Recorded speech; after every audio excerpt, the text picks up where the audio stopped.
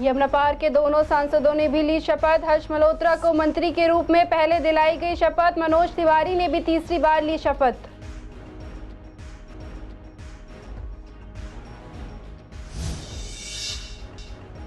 पूर्व दिल्ली के कई इलाकों में चरमराई सफाई व्यवस्था। सफाई में कर्मचारी बरत रहे हैं लापरवाही। शिकायत के बाद भी नहीं हो रहा समस्या का समाधान।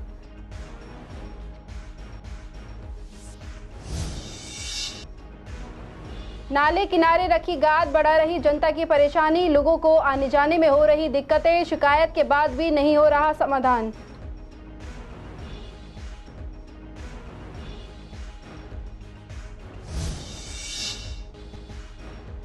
मधुबयार थाना पुलिस ने एक स्नेचर को किया गिरफ्तार। आरोपी के कब्जे से चोरी का सामान किया गया बरामद। आरोपी पर पहले से दर्ज हैं कई आपराधिक मामले।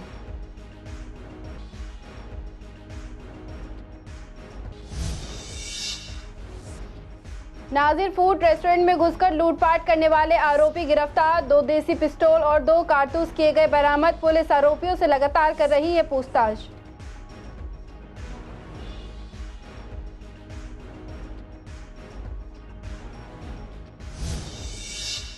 नमस्कार, आप देख रहे हैं CCN लाइव। मैं हूं आपके साथ ज़ेबा अंजुम। स्वागत है आपका हमारा खास प्रोग्राम पूर्व दिल्ली खास में। बुलेटिन की शुरुआत करते हैं पूर्व दिल्ली की कुछ अहम खबरों के साथ। दिल्ली की 7 सांसदों के साथ साथ यमुना पार के दोनों सांसदों ने भी सोमवार को 18वीं लोकसभा के सदस्य के रूप में शपथ ग्रहण कर ली है। हालांकि दिल्ली के कई सांसदों का नंबर बाद में है, लेकिन पूर्व दिल्ली के सांसद हर्ष मल्होत्रा ने मंत्रियों के साथ ही शपथ ली है। हर्ष मल्होत्रा ने हिंदी में शपथ ली। उन्होंने शपथ ग्रहण के लिए जाने से पहले और शपथ ग्रहण करने के बाद PM मोदी के साथ साथ दूसरे वरिष्ठ मंत्रियों को भी अभिवादन किया। दिल्ली के 7 में से 6 लोकसभा सदस्यों ने आज पहली बार संसद भवन में प्रवेश किया। ये उनके लिए बहुत खास अवसर था। हर्ष मल्होत्रा पूर्वी दिल्ली से लोकसभा के लिए चुने गए हैं। पिछली बार यहां से गौतम गंभीर ने जीत हासिल की थी, लेकिन इस बार उन्होंने चुनाव लड़ने से इनकार कर दिया, तो पार्टी ने काफी समय बाद इस सीट पर स्थानीय नेता को टिकट दिया। हर्ष मल्होत्रा ने आम आदमी पार्टी के उम्मीदवार कुलदीप कुमार को 93,663 वोटों से हराया। उन्हें 6,64,819 वोट मिले, जबकि कुलदीप कुमार को 5,71,156 वोट मिले। अगर बात करें उत्तर पूर्व दिल्ली सीट से, तो वहां उत्तर पूर्व दिल्ली सीट से मनोज तिवारी तीसरी बार जीते हैं। उन्होंने इस बार कांग्रेस के बहुचर्चित उम्मीदवार कन्हैया कुमार को 1,38,778 वोटों से हराया। उन्हें 8,24,451 वोट मिले, जबकि कन्हैया कुमार की बात करें तो उन्हें 6,85,673 वोट ही हासिल हो सके।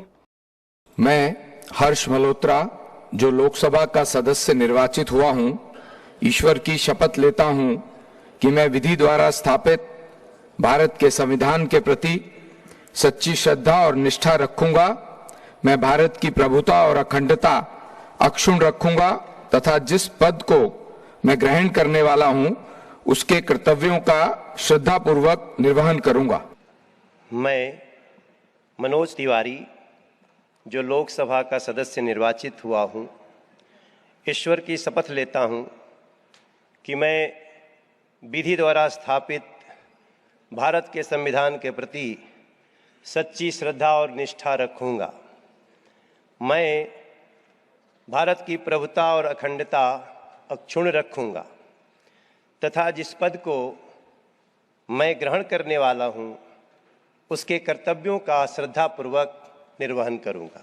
पूर्व दिल्ली के कई इलाकों में सफाई व्यवस्था पूरी तरह से ध्वस्त हो चुकी है। स्थिति ये है कि सड़कों पर कूड़ा पड़ा रहता है। इससे लोगों को संक्रामक बीमारियों के फैलने का डर सता रहा है।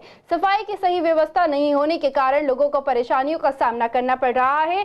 लोगों ने कई बार नगर पालिका से अनुरोध किया है कि साथ ही ये भी कहा है कि इलाके में निश्चित स्थानों पर कूड़ेदान की व्यवस्था की जाए और उससे समय पर छटाई की जाए। जगह जगह पर कूड़े के ढेर लगे रहते हैं। जनता का कहना है कि इस समय कर्मचारी सफाई को लेकर काफी लापरवाही बरत रहे हैं। कई जगह पर कूड़े के बड़े बड़े कूड़ेदान रख दिए गए हैं। साथ ही अन्य लोगों का ये भी कहना है कि ये समस्या यहाँ पर बनी ही रहती है। सफाई कर्मी की कार्यशैली भी कूड़े कचरे के उठान में बहुत बड़ी बाधक बनी हुई है। इसके कारण कई इलाकों में कूड़े का ढेर सड़क किनारे लगा रहता है। कूड़ा निस्तारित नहीं होने से दुर्गंध उठती है। बीमारी फैलने का भी डर लगातार बना रहता है। लोगों को आने जाने में दिक्कतों का भी सामना करना पड़ रहा है। कई बार इसकी शिकायत भी कर चुके हैं, लेकिन इस पर कोई कार्रवाई नहीं हो रही है। प्रॉब्लम तो यही है कि बहुत ज़्यादा स्मेल आती है एंड इट इज़ रियली बहुत ज़्यादा इफ़ेक्टिव होती है और वो स्मेल। तो जहाँ तक मुझे लगता है कि ऐसा तो नहीं होना चाहिए। हमेशा तो नहीं पता, लेकिन अभी तो आप देख ही सकते हो ऐसे ही है जी, क्योंकि यहाँ पे दूसरा वाला गेट है और वहाँ पे पहला वाला है, तो दोनों बस स्टॉप जो है वो सामने आमने ही है, तो यहीं पे स्टूडेंट्स आके बैठते। होना ही चाहिए, साफ़ सफाई होना चाहिए और कुछ नहीं। ये तो मुझे पता नहीं, लेकिन यहाँ कचरा तो है ही, गंदगी है काफ़ी। पूर्व दिल्ली के कई इलाकों में नाला सफाई का काम शुरू हो गया है। नालों से गंदगी के ढेर निकाले जा रहे हैं, लेकिन इन ढेरों को उठाने के बजाय वहीं छोड़ा जा रहा है, जिससे लोगों को काफी परेशानी हो रही है। आज हम बात कर रहे हैं पूर्व दिल्ली के जुवेनाइल कोर्ट के ठीक सामने वाले नाले की, जहां नाले की सफाई तो की गई है, लेकिन गाद उसी जगह पर रख दी गई है। इस गाद को निकाल कर नाले के किनारे पे छोड़ दिया गया है। कई दिन बाद भी इस गाद को नहीं उठाया गया, जिससे लोगों को काफी ज्यादा गंदगी की वजह से परेशानी का सामना करना पड़ा। बारिश होने पर गाद वापस नालों में चली जाती है तो कुछ सड़कों पर ही फैल जाती है। स्थानीय लोगों का कहना है कि नगर परिषद नालों से गंदगी तो निकाल देते हैं, लेकिन उस गंदगी को उठाने पे लापरवाही बरतते हैं और इसका खामियाजा आम जनता को बरतना पड़ता है। यार यहाँ पे इतनी घास कूड़ा कबाड़ा पड़ा हुआ है, बदबू हर चीज़ आती रहती है, खाने पीने में दिक्कत रहती है, किस चीज़ की फैसिलिटी नहीं है। यहाँ पे कोर्ट में भी उस साइड भी कूड़ा वूड़ा पड़ा हुआ है, ना कोई उठाने वाला है, ना नगर। कोर्ट कहलाता है ये जूनियर कोर्ट, जुवेनाइल जैसे। हाँ जी जुवेनाइल। और कितनी दिक्कतें होती हैं यहाँ से निकलने में? भाई आने जाने वालों को तो सबको दिक्कत है अमूमन। जैसे कोई भी आता है इधर, जैसे ठेली देख रहे हो वो भी खड़े हैं, ना तो उनको खाने पीने में कुछ ऐसे है ही नहीं, कुछ भी दिक्कत है। काफ़ी समस्या। हाँ काफ़ी समस्या है। कब से आ रही है, जैसे कब से देख रहे हैं आप? 3-4 दिन हो गए। देखिए एक्चुअली जो PWD की जो नाले हैं और बरसात से पहले जो सफाई करी जाती है, देखो ऑलमोस्ट हमारे विश्वासनामे हो चुकी है, लेकिन जो रह चुकी है उसे हम सफाई करवाएंगे। और रही जो गंदगी वो है, जो मिट्टी निकलती है, उसे गाद जो निकलती है, हम उनको PWD वालों को फ़ोन करते हैं, वो हैंड टू हैंड उठाते भी हैं। जो सूख जाती है, सूखने के बाद ये नहीं गीली उठाए जाते हैं, कम से कम 1 हफ्ते के बाद वो सूखती है, क्योंकि बहुत गाद होती है, वो गीली होती है, गीला उठाने में उनको प्रॉब्लम होती है। वो कहता है कि हम 1 हफ्ते बाद सूख जाएगी तो हम उठाएंगे, और जहाँ रह चुकी है हम उनको फ़ोन कर देंगे, हम उठवा देंगे। देखो मैं इसको अच्छे से और संज्ञान में लूँगी मैं उसको, और अच्छे से मैं फ़ोन करूँगी और खुद जाके वहाँ पर्सनली वो उठवा के उसको करवाऊँगी। थाना मधुबिहार की टीम ने एक शातिर स्नेचर को गिरफ्तार किया है और लूटी गई संपत्ति भी बरामद की है। पुलिस ने जानकारी देते हुए बताया कि जून को सब इंस्पेक्टर अबे भाटी इमरजेंसी ड्यूटी पर थे और उन्हें DD नंबर 79 के जरिए 3000 रुपए छीनने के संबंध में एक PCR कॉल मिली। इस पर कॉलर पूजा रानी का बयान दर्ज किया गया और मामले में FIR दर्ज की गई और शिकायतकर्ता के साथ आरोपी की तलाशी ली गई। तलाशी के दौरान शिकायतकर्ता ने आरोपी व्यक्ति की पहचान की और आरोपी को तुरंत मौके से पकड़ लिया गया और उनके व्यक्तिगत तलाशी लेने पर उनके कब्जे से शिकायतकर्ता का पर्स जिसमें 500 रुपए और शिकायतकर्ता का आधार कार्ड बरामद किया गया। नॉर्थ ईस्ट दिल्ली के बाबरपुर इलाके में स्थित नजीर रेस्टोरेंट में घुसकर लूटपाट करने वाले आरोपियों को पुलिस ने गिरफ्तार कर लिया है। आरोपी शिवम उर्फ नितेश को पुलिस ने एक साथी हिमांशु के साथ गिरफ्तार किया है। आरोपी के पास से 2 देसी पिस्तौल और 2 कारतूस भी बरामद हुए हैं। इनसे पहले आरोपी के 2 साथियों को भी पुलिस ने गिरफ्तार किया था। पुलिस सूत्र का कहना है कि क्राइम ब्रांच ने इनके खिलाफ आर्म्स एक्ट के तहत केस दर्ज कर लिया है और फिलहाल सारों आरोपियों से पुलिस तलाश कर। ज़ेब्रा लाइनें सड़क पार करते हुए पैदल यात्रियों के लिए चुनौती बनती जा रही हैं। कई जगह ज़ेब्रा क्रॉसिंग पर वाहन चालक आगे तक आकर खड़े होते हैं, इससे पैदल यात्रियों के निकलने के लिए जगह नहीं बचती है। कई स्थानों पर ज़ेब्रा लाइन तो है, लेकिन बीच में डिवाइडर की रेलिंग होने के कारण सड़क पार करने का रास्ता बंद है। कई बार ये वाहन ज़ेब्रा क्रॉसिंग के सामने ही खड़े हो जाते हैं, जिससे हादसे होने का खतरा बढ़ता जा रहा है। सड़कों पर पैदल चलने के लिए और गाड़ी चलाने वालों के लिए कई नियम बनाए जाते हैं, जिससे सड़क पर होने वाले हादसों को रोका जा सके। इसी को लेकर CCN संवाददाता सोनिया शर्मा ने पूर्व दिल्ली के विवेक विहार, सूरजमल विहार और करकरडुमा के चौराहे का जायजा लिया तो देखने को मिला कि लोग किसी भी ट्रैफिक नियम का पालन नहीं कर रहे हैं। अक्सर लोग रेड लाइट जंप कर देते हैं। ऐसे में ट्रैफिक पुलिस द्वारा चालान करने पर भी दिल्ली की जनता अपनी मनमानी करके नियमों का उल्लंघन करती नजर आ रही है, जो कि हादसों को दावत देता है और उनके ऊपर कोई कार्यवाही भी नहीं होती है। अगर बड़े रोड पे देखा जाए तो वहाँ तो पालन करते हैं, लेकिन लोकल जो है छोटे रोड है उन पर कोई मैंने देखा नहीं है कि लोग पालन करते हैं। उस पर ना के बराबर उसका पालन किया जाता है। हाँ, क्रॉसिंग होती है, रेड लाइट जंप होती है, समय का है और क्या है, बस समय शॉर्टकट अपना जल्दबाजी में होते हैं, फिर हादसे होते हैं, बहुत दुर्घटना होती है। लोकल में ही सबसे ज़्यादा दुर्घटना होती है इस प्रकार की। कैमरे हैं इस टाइम जो है दिल्ली पुलिस इस टाइम कैमरे भी लगा रही है उनके लिए, वो अच्छा है। HD कैमरे हैं तो उनके चालान होने चाहिए, सख्त कार्रवाई होनी चाहिए। नहीं, अगर वो गाड़ी का पहले कंट्रोल ना आएगा तो एक्सीडेंट हो सकते हैं। बाकी जेब्रा क्रॉसिंग में रास्ता देना चाहिए सबको। वो तो गलती है, बहुत से बत्ती पार कर रहे हैं, वो तो उनकी बेवकूफ़ी है। बत्ती कभी पार नहीं करनी चाहिए। पैदल पार करने वालों के लिए वो जिनको अकल नहीं है वही उस पर लगाते हैं, बाकी नहीं कोई। या अचानक कई बार आ भी जाती है, हाँ एक्सीडेंट का चांस होता है। बत्ती कभी पार नहीं करनी चाहिए, अनजाने हो जाए बात दूसरी की। वो रॉन्ग साइड जाने का आराम से निकलना चाहिए, कोई मजबूरी हो तो वैसे रॉन्ग साइड चलना नहीं चाहिए। देखो, मेरे हिसाब से लोगों को कम जानकारी है इसके बारे में।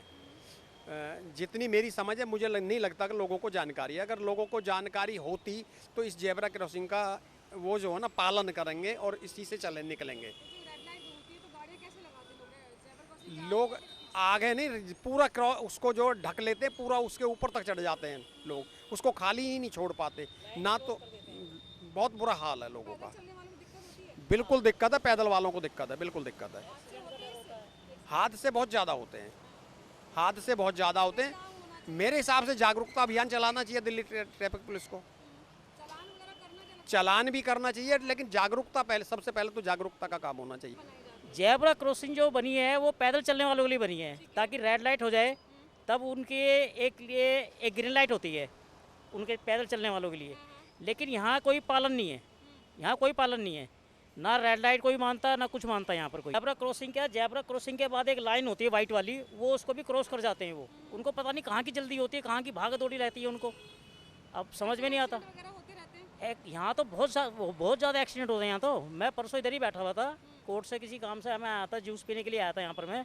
इतना ज़बरदस्त एक्सीडेंट हुआ, बहुत ज़बरदस्त एक्सीडेंट हुआ। ट्रैफिक नियम हमेशा ही पब्लिक की सुरक्षा के लिए बनाए जाते हैं कि सड़कों पे होने वाले जो हादसे हैं उनमें रोक लगाई जा सके। लेकिन दिल्ली की जनता इतनी बेफिक्री रहती है कि वो इन नियमों का उल्लंघन करने से बाज नहीं आती।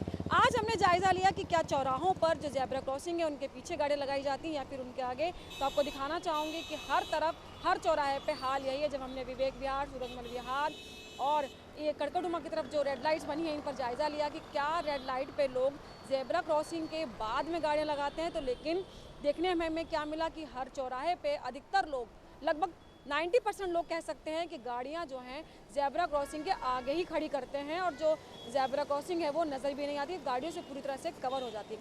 साथ ही साथ सिर्फ यही नियम नहीं, लोग यहाँ पर सभी नियमों का उल्लंघन करते नजर आते हैं। रेड लाइट क्रॉस करना हो या फिर रॉन्ग साइड से आना हो, हर नियम का उल्लंघन करते दिल्ली वाले यहाँ पर नज़र आ जाते हैं। आप देख सकते हैं यहाँ पर किस तरीके से जो गाड़ियाँ हैं वो सभी जेब्रा क्रॉसिंग के पीछे ही लगी थी और ग्रीन लाइट होते ही निकल चुके हैं। लेकिन इस तरफ भी आप देखिए, इस चौराहे का हाल भी यही है कि कुछ एक गाड़ियाँ जो हैं जो जेब्रा क्रॉसिंग के पीछे लगी हैं, लेकिन काफ़ी अधिकतर गाड़ियाँ जो हैं वो जेब्रा क्रॉसिंग के आगे आ चुकी हैं और रेड लाइट क्रॉस करने की कंडीशन में खड़ी हो जाती हैं। तो हाल यही है कि नियम बना दिए जाते हैं लेकिन नियमों का सख्ती से पालन नहीं किया जाता है, जिसके बाद जो हादसे हैं वो लगातार बढ़ते रहते हैं और दिल्ली वाले इसी हादसे का शिकार होते हैं। लेकिन नियमों का उल्लंघन करना वो नहीं छोड़ पाते हैं। कैमरा पर्सन ललित कुमार के साथ सोनिया शर्मा, CCN। दिल्ली कौशल एवं उद्यमी विश्वविद्यालय ने कोर्सों की फीस में से 2 से 3 गुना की बढ़ोतरी की है। इससे स्टूडेंट काफी चिंतित हो गए हैं। इसी को लेकर हमारे संवाददाता ने विवेक विहार स्थित दिल्ली कौशल और उद्यमिता विश्वविद्यालय का जायजा लिया और स्टूडेंट से बात की तो उनका कहना है कि पहले से ही काफी कोर्स की फीस सालाना 16 से 18 हजार रुपए है और अगर इसे हर साल 10 से 20% बढ़ाया जाएगा तो इससे काफी ज्यादा मिडिल क्लास फैमिली पर असर पड़ेगा, क्योंकि 3 से 4 साल की डिग्री के लिए केवल फीस ही नहीं डिपॉजिट करनी होती और भी ज्यादा चार्जेस सबमिट करने होते हैं। उस पर अगर हर साल फीस बढ़ाई गई तो काफी ज्यादा दिक्कतें होंगी। यार, I am honestly saying I have no idea about this. Plus मतलब मैं अपने, हाँ वो could be, but I have no idea कि मतलब इस सेशन में या फिर नेक्स्ट सेशन में भी फ़ीस कितनी उन्होंने स्ट्रक्चर बनाया है। बट हमारी तो फ्रॉम द स्टार्ट जैसे थी वैसे ही है। हाँ, लाइक ऑब्वियसली मतलब अफोर्डेबिलिटी तो लाइक क्यों होता है कि काफ़ी बच्चों की अफोर्डेबिलिटी वो हो जाती है ना कि एक लिमिट होती है, तो उसको वो क्रॉस कर दे तो अफेक्ट बच्चों पे तो करती ही है। क्योंकि मतलब हमारी इसकी 90,000 है फॉर द 3 years। हाँ, ऑब्वियसली 1 लाख या 1,10,000 टच कर जाएगी अगर आप 10% बोल। अभी तक तो हमारे फाइनल ईयर के 18,100 है। 20,000 का इम्पैक्ट पड़ेगा मेरे हिसाब से तो ज़्यादा जो वो होंगे जो नॉर्मली दूर के स्टूडेंट्स होते हैं, जो यहाँ पर फ्लैट्स वगैरह लेकर रहते हैं, पीजी में रहते हैं, उन्हीं को प्रॉब्लम होगी। बाकियों को जो पुअर घर के आते हैं उनको प्रॉब्लम होगी, बाकी और किसी को तो होगी नहीं। अभी तो नहीं होना चाहिए क्योंकि अभी तो खुली है ये यूनिवर्सिटी, ज़्यादा टाइम तो हुआ नहीं है, तो इतनी जल्दी इंक्रीमेंट तो अच्छी बात तो है नहीं।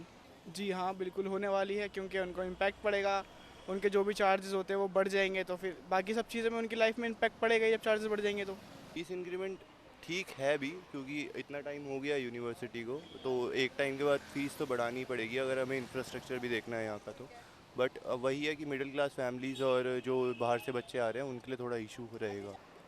अगर पहले से मतलब अचानक से तो फीस इंक्रीज़ करेंगे नहीं, वो पहले ही ब्रोशर में डाल देंगे, है ना, तो उस हिसाब से जो भी इंटरेस्टेड स्टूडेंट्स होंगे तो उनको तो कोई प्रॉब्लम होगी नहीं। मेरे दिल्ली यूनिवर्सिटी में एडमिशन लेना हर स्टूडेंट का सपना होता है, लेकिन ये सपना सभी का पूरा नहीं हो पाता, इसलिए ये स्टूडेंट्स प्राइवेट यूनिवर्सिटी की तरफ रुख करते हैं। फिलहाल मैं मौजूद हूँ ITI और DSU का विवेक विहार ब्रांच में। यहाँ पर आप देख सकते हैं, यहाँ पर ये जो इंस्टीट्यूट है, यहाँ पर काफ़ी स्टूडेंट्स जो हैं ITI में भी एडमिशन लेते हैं, साथ ही साथ DSU में भी एडमिशन लिया जाता है। ITI तो फ्री ऑफ कॉस्ट है, वहाँ पे कोई चार्ज नहीं होता, लेकिन DSU के जो स्टूडेंट्स हैं उनको एक पर्टिकुलर चार्ज देना पड़ता है, जिसके बाद उनका जो कोर्स है, जो भी उनकी फैकल्टी है वो उसको पूरा करते हैं। लेकिन अब कहा यह जा रहा है कि हर साल 2024 और 25 के सेशन से ही इन लोगों की फ़ीस में इंक्रीमेंट किया जाएगा, जो कि 10 से 20% का होगा। स्टूडेंट्स का ये मानना है कि अभी भी जो फ़ीस है वो तकरीबन 90,000 1 लाख तक दी जाती है 3 साल के लिए, लेकिन अगर उसको बढ़ाया जाएगा तो इससे जो है मिडिल क्लास फैमिलीज़ के ऊपर काफ़ी इम्पैक्ट पड़ेगा, और बच्चे जो हैं जो प्राइवेट यूनिवर्सिटी की तरफ रुख करते हैं उनके लिए काफ़ी ज़्यादा दिक्कतें देखने को मिल सकती हैं। कैमरा पर्सन ललित कुमार के साथ सोनिया शर्मा, CCN। इस चिलचिलाती गर्मी में पूर्वी दिल्ली में लोग पीने के पानी को तरस रहे हैं। पानी की बर्बादी को लेकर भी जमकर सियासत हो रही है। इसके बावजूद वर्षा जल संचयन को लेकर लोग गंभीर नहीं हो रहे हैं।